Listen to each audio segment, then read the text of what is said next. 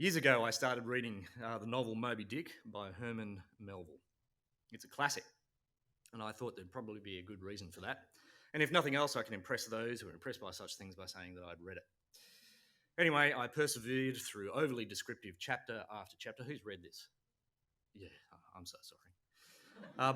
But 7 or 8 or 9 chapters in, and they're not even on a boat yet, let alone getting any whale action. But I've had 20 pages of describing the inside of a portside chapel. It's a long tease to get to the good stuff. And in a way, what Melville did with Moby Dick is a little bit like what John's doing here in this gospel. The interesting thing, the key element, the thing that we want to know about is Jesus, right? The story point is Jesus. But John keeps our attention on the boat, on the fish, on the shore, on some coals, some bread. It's a tease.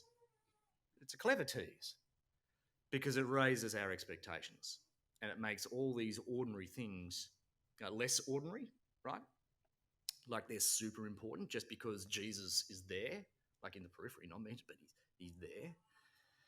And it's not like he's doing or saying anything extraordinary. Like verse 10, we read Jesus said to them, bring some of the fish that you've just caught. Verse 12, come and have some breakfast. Verse 13, he took the bread, gave it to them, and did the same with the fish. It's pretty ordinary stuff, isn't it? It's not terribly riveting. This wouldn't be winning any Booker prizes for outstanding writing. What's happening, it's not captivating. But who's in it is. And that's the point. The risen Jesus makes everything that's going on here significant. Everything.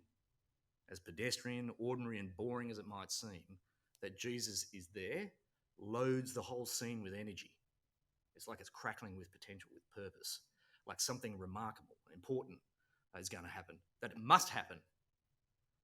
And as such, it's a little uncomfortable. You know, like a tingle in the nose, but no sneeze to relieve it, right? And at least John and Peter are drawing the link to Jesus' first encounter with them, where he told them that they'd be fishers of men. Perhaps that's weighing on their minds. Jesus is risen, incredibly back from the dead in the flesh, but what do you do with that? Particularly when he's right there in the flesh eating breakfast with you. You know, their jumbled thoughts tell us something of their confusion. Not confusion over whether he's risen from the dead, they know that, but what to do with it.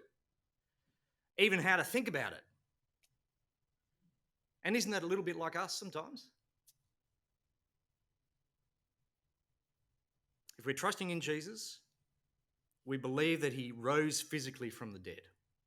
And what's more, he tells us that anyone who believes in him has the Holy Spirit with them. That means they are united to Jesus. We couldn't be closer to Jesus even if he was sitting on the beach eating fish with us. He's with us right now, profoundly with us now. And that makes everything that we do significant. Not because it's significant in itself, but because Jesus is with us. The ordinary is charged with potential, with purpose, with significance, because Jesus is there. And just like John and Peter, we know that he's called us to be fishers of men and women. That what we do with our life is eternally wrapped up in Jesus and what he's thinking and what he wants, because he's with us right now.